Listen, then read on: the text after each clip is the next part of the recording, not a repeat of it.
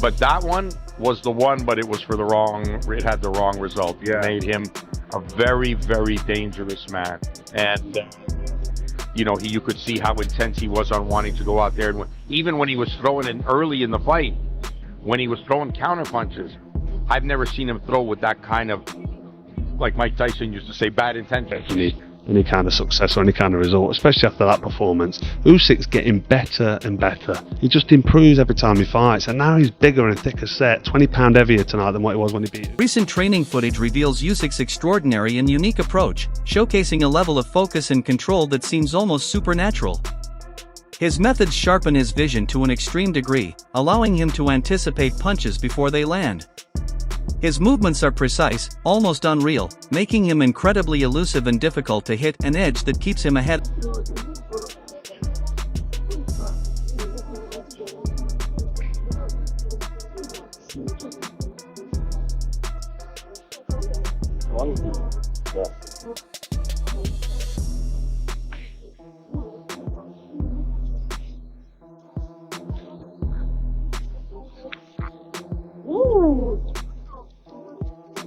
Many skeptics questioned whether Usyk's durability could withstand the rigors of heavyweight competition, especially against younger, stronger fighters.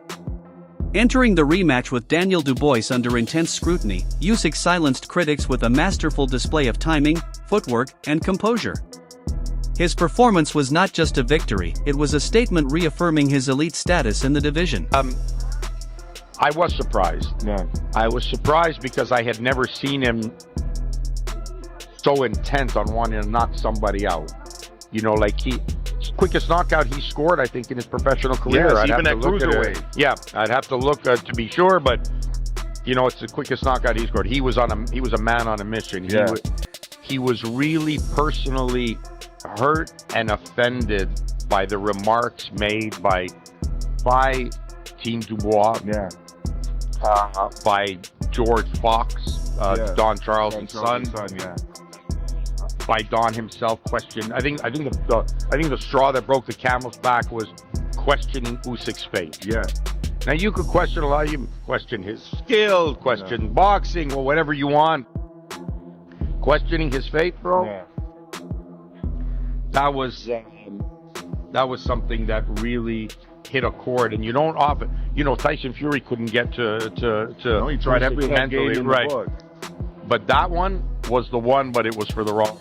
It had the wrong result. It made him a very, very dangerous man. And, you know, you could see how intense he was on wanting to go out there. And even when he was throwing in early in the fight, when he was throwing counter punches, I've never seen him throw with that kind of, like Mike Tyson used to say, bad intentions. Yeah, bad intentions, yeah. He was throwing with bad intentions.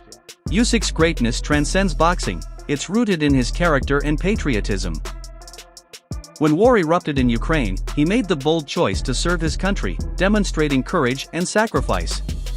This act of patriotism earned him deep respect at home and worldwide, proving that his legacy is built not only on his fists but also on his heart and sense of duty. Usyk's involvement in the war began when he enlisted in the Ukrainian Territorial Defense Forces after the Russian invasion. His decision to fight for Ukraine has had a profound impact on the country, making him a symbol of hope and resistance. Usyk's presence on the front lines has boosted the morale of the Ukrainian military and civilian population alike. So this man kept his heavyweight championship, continued to be heavyweight champion, no losses, nothing on his record, and still went and defended his country during war. Given that, you gotta give him the greatest heavyweight fighter of all time. His accolades inside the ring match it. But now that I find this out that the man was in the front line, and they said that even after the Fury fight, he was keeping in contact with the soldiers, and he was, you know, boosting the morale and boosting his countrymen and raising money for the war, regardless of politics, whether war should be going on or not, who should be killing who, it don't matter. The man went to war As Usyk's dominance continues to grow, even critics like Carl Fruck acknowledge his evolution. With each fight, he becomes more refined, stronger, and sharper tactically. Fruck suggests that Usyk might consider retirement soon, having already achieved so much, conquering divisions, defending titles, and establishing himself as one of the best of his era. Tonight than what it was when he beat Fury, which I said earlier. He just looks like a big, solid heavyweight, big, solid, dangerous heavyweight, but I'd like to see him retire. He's 38 years old. Eventually it's going to catch up with him, the age, and there's nothing left to do. He's made an absolute fortune, and he don't need it anymore. He's done it. He's clocked it. He's completed it. It's like he's got the cheat code, and it's like it's not fair on everybody else. So I'd like to see Usyk retire. Let me know in the comments who you'd like to see him fight next. Somebody like Moses Atoma, I just don't think is going to be ready. I think if you're managing Moses, you need to take your time with him. You can't be chucking him in there. People say, yeah, chuck him in there with him, fight him, see how he goes. If he gets beat, he's lost to Usyk. But it could destroy his soul. It could take away that young, promising prospect that Atoma is. He could have a good future. And to fight somebody like Usyk now, if he got wiped out and got disheartened, it could be the end of his career. So I just think Usyk now, really, nobody can say anything to Usyk if he retires now for that win. He's done everything there is to do. Fury twice, AJ twice, now Dubois twice. There's nobody else left to be. He's done it.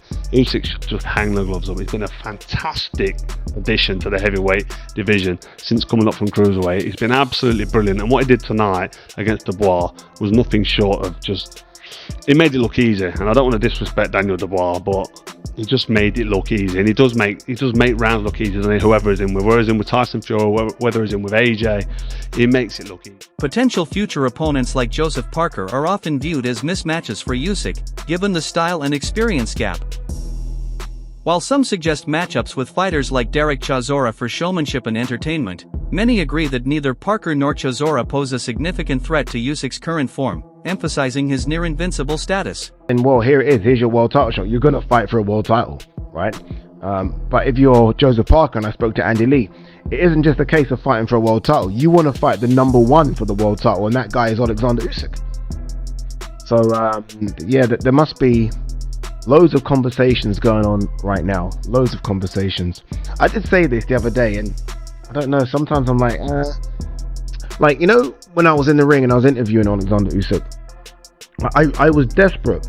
Because of my love for Joseph Parker, I was desperate for Joseph Parker to get, I know he got in the ring after, but I'm talking about on the zone. So whilst everyone is still in the stadium and everyone's still tuned in, I was desperate for him to kind of just jump in the ring. I was desperate for him to do it. Chisora was trying to do it. Chisora knows how to play the game. And as much as people are like, what's Chisora doing? Chisora won't get the fight, but that's kind of what you got to do. And I know people are like, well, 1 second, it's not like that. It's rankings. Well, no, it's not though, is it? Because, again, Oleksandr Usyk can vacate the belt. He can say no. You have to kind of do what Daniel Dubois did last time. Daniel Dubois, rightly or wrongly, got in the ring, pissed Usyk off. Usyk's like, okay, we'll fight then. Fuck it. If this is what you're doing, dude, we'll fight. And I felt like there was a time where I wanted Joseph Parker to almost nudge me, and I'm telling you now, you know, we're kind of told not to give the mic. I don't know if you see, I always hold on to the mic. I would have given Joseph Parker the mic, and I would like Joseph Parker, because there's a mean side to Joseph Parker. I think everyone sees the friendly side. I've seen the mean side, and I wanted Joseph Parker to say, I want my shot. You've been ducking me. All these things might not be true, but do it. Sell it. The crowd would have gone a bit wild, right? Because I think a lot of the crowd want Joseph Parker to get his shot, but that's not what happened. And all of a sudden, you're seeing Jake Paul in the ring doing a face-off. You're seeing all these, and I'm like, where's Joseph Parker? Where are you, Joseph? Comparisons between Usyk and Muhammad Ali are increasingly common, not for fame but because of their shared mastery of ring intelligence. Both fighters excel at confusing opponents with rhythm, misdirection, and strategy, transforming boxing into an art form. Usyk's ability to adapt and dismantle rivals echoes the legendary Ali's brilliance, marking his profound impact on the sport. Interesting heavyweight division, guys. Let me know what you guys think. Let me know what you guys thought of Usyk's performance, where he ranks in the all-time list. I know, everybody's big into their nostalgia, but remember, Soviets were not turning pro until the 90s, and I think that makes a big difference. That's another thing. Heavyweights are bigger. Lefties are more common now, and also the Soviet era fighters did not start turning pro until the 90s. So the old days, you didn't have to deal with those guys. So a lot of things that also favor Usyk being a GOAT. But of course, you know, man, it's hard to pick against Ali being the GOAT. Roy Jones Jr. expressed genuine surprise at how comprehensively Usyk dismantled Daniel Dubois. Jones highlighted that Dubois's reliance on power and size was insufficient against Usyk's technical prowess and mental sharpness.